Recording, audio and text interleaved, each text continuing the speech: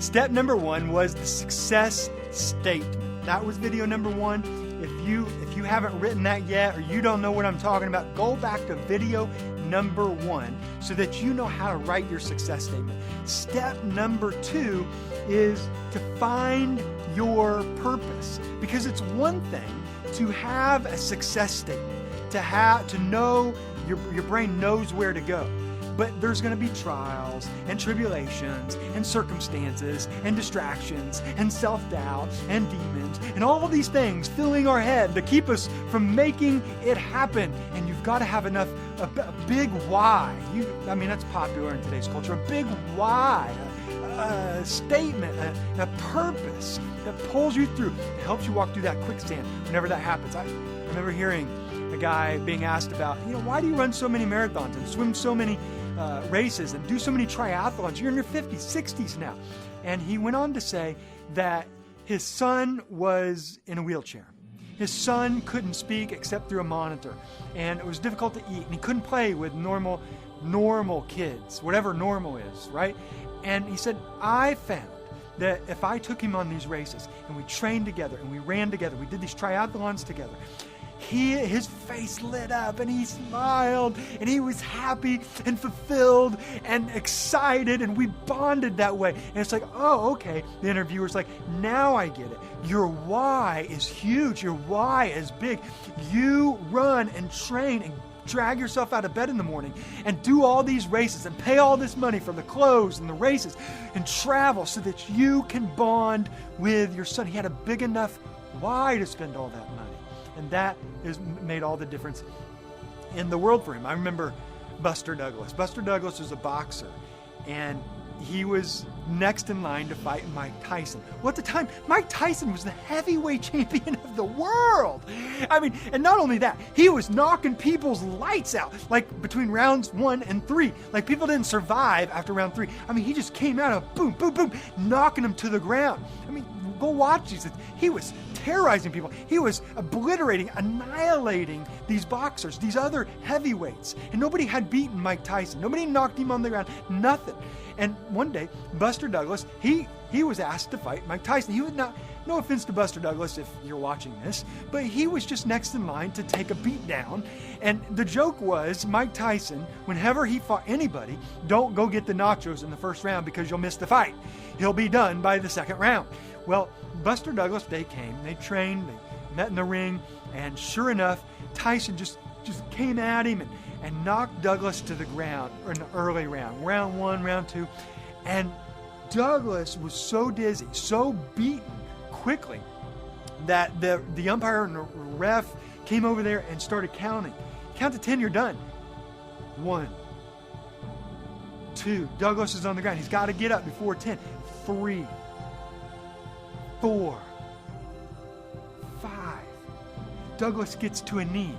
6, 7. He starts to get to the other knee. And then he falls. It's over. He's done. 8, 9. Ding, ding, ding, ding, ding. The bell to the end of the round rings. He's saved by the bell. Tyson goes to his corner. Douglas goes to his corner. And they think about their own things, what they have to do. The managers are talking to him. But Douglas goes somewhere deep in his mind, somewhere in his heart. And he comes back out and he lands a punch to Tyson's face. And Tyson goes down for the very first time. Not only that, but he knocks him out. And Buster Douglas becomes the heavyweight champion of the world. And he's got this belt. And people are asking, how'd you do it? Everyone else is totally obliterated and annihilated by Mike Tyson. How did you beat Mike Tyson? And he said, just a few days ago, my mother passed away. And some of their last words were, my son is going to knock out Mike Tyson.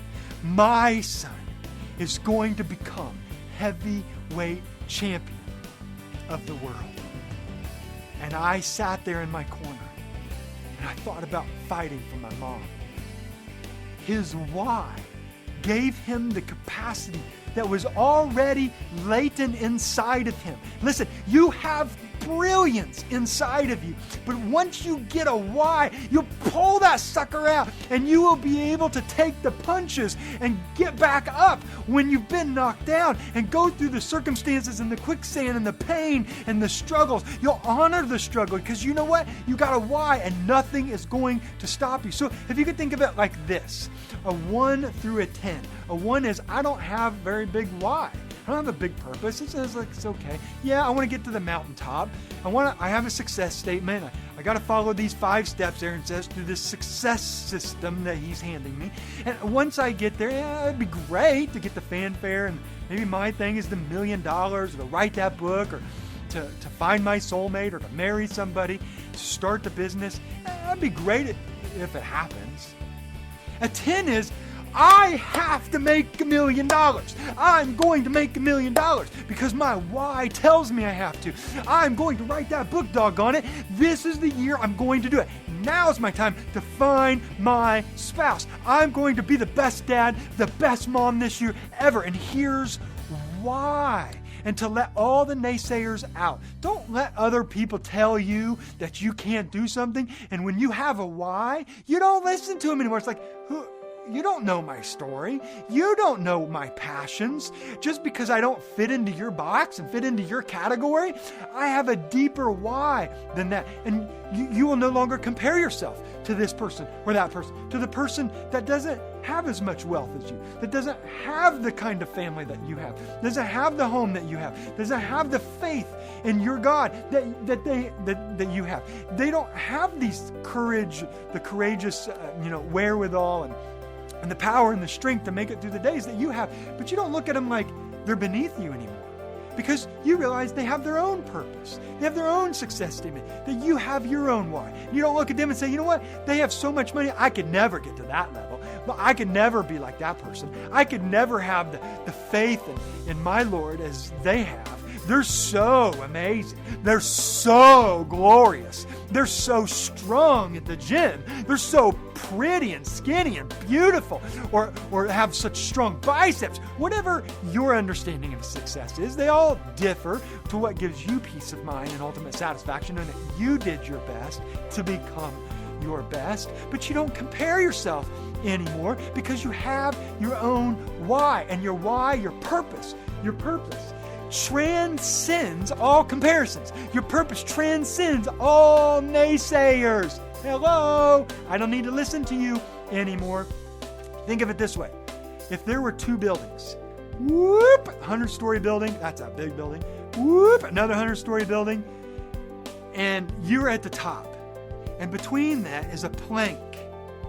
And over here, I put $20 on top of this building. There's a brick on it to keep it from flying away. And you're on top of this building over here. And I say, I'll give you that $20 if you walk across that plank of this 100-story building. You're going to say, forget it. No way. But if I say, you got these 100-story buildings and you're on top, and over here is your kid, and this building is on fire, you're going to run and haul butt over to the top of this building, grab your kid, and run and haul butt back over here, unbalanced, forget the wind. You don't care about the circumstances. You're not calculating your chances. You're going to make it happen because why? Because the only difference in those stories is your why.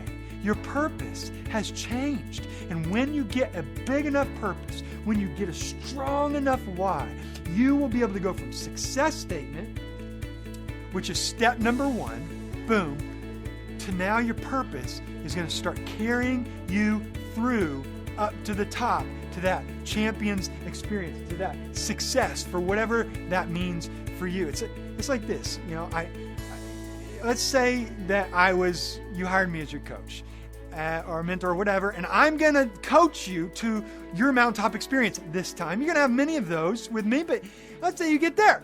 You want to write a book, or you want $1 million, or you want to get married. Well, I can help with that. Or you get another coach, they can help with that.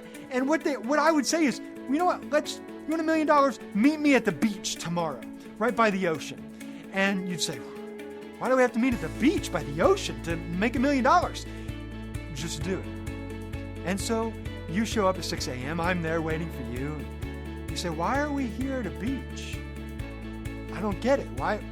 I don't see $1 million. And I say, I want you to follow me into the water. And you're like, I'm dressed for work. I'm not going to go into the water. I say, okay, let's just go home. Don't worry about the $1 million. And you say, all right, I follow you. And you take your shoes and socks off. You start to go in. I go out. I'm waist deep. I say, I want you to come out to me waist deep. And you're like, it's freezing in here. My feet are freezing. I'm not going out there. All right, let's go home. No. All right. But I better be getting some kind of $1 million or some kind of plan to get to this $1 million. I said, just trust me. You come on out there. And I say, turn around. You say, turn around. Okay. So you turn around and I take you and I throw you underneath the water and I hold you there and I hold you there for 15 seconds and you're moving a little bit, but you kind of trust me and I bring you back and the water goes flying. You're like, what'd you do that for? It's freezing. I had to go home and take a shower. Now this is ridiculous. You're a maniac. What are we doing out here? And I'm like, I am a maniac. I am kind of crazy, but it takes crazy to make crazy things, make big things happen. And I say, you know what? Is that a bird up there? That is a beautiful bird. And you look up there and I take you and I throw you back under the water. And I hold you there for 30 seconds this time. This time you're starting to fight and struggle. And I bring you back up and water goes flying in my face and all over the place. And you're like, what are you doing? You're absolutely nuts, Aaron. Why are you doing this? And I just take you and I look you in the eyes. I said, you want to know? And you go, yeah, this is crazy. This is nonsense. You try to push me away and I take you and I throw you back under the ocean and I hold you there and I just push you there and I use all my strength to keep you there and you're flailing and then you stop. It's like you see white light. It's like you're dying. You can't breathe. You have no oxygen. You don't know what to do. And all of a sudden you say, I have to give one last effort or I'm done. I'm going to die under here. So you throw yourself up. You break free of the strength and you come out and you're breathing. I can't breathe. I can't breathe. I can't breathe. And you look at me and you say, what are you doing? Why? And I say, as soon as you want $1 million, as much as you want to breathe, you will find a way to make $1 million and you will have your purpose. You will have a why. That's it. You got a success statement. You've written it down. You're meditating on it twice a day. You're doing things to make that happen. And then you got your why. I don't know if you've ever had asthma or you know somebody with asthma, but the thing they want the most during an attack is what? Oxygen. I've been around people, helping people do this. They can't breathe. You know what you're not thinking about? You're not thinking about the next show on Netflix. You're not thinking about the next movie to watch. You're not thinking about going on the theater. You just want to get some oxygen. You're not thinking about, I want a new couch. I want to be comfortable. I want to take another vacation. It's, you just want oxygen. And as soon as you want oxygen, you have that purpose. As much as you want oxygen, as much as you want to be able to get onto that mountaintop experience, to write that book, to be the best mom possible this year, then all of a sudden you have a why anchored into your soul and your heart that will carry you through all the nonsense, naysayers, complainers, whiners, people try to pull you back down to their level to put you back into their categories. Listen, you're not going to do that because now you are well on your way, my friend, because you, I hope, have written your success statement. You are now finding your big why. And in the next video, I will show you the next big step, and it's the magic step to make it all happen. Until then, I want you to go out there and I want you to live your purpose. I want you to live with passion. I want you to be filled with much love so that you can show much love to the rest of the world, especially those in your world.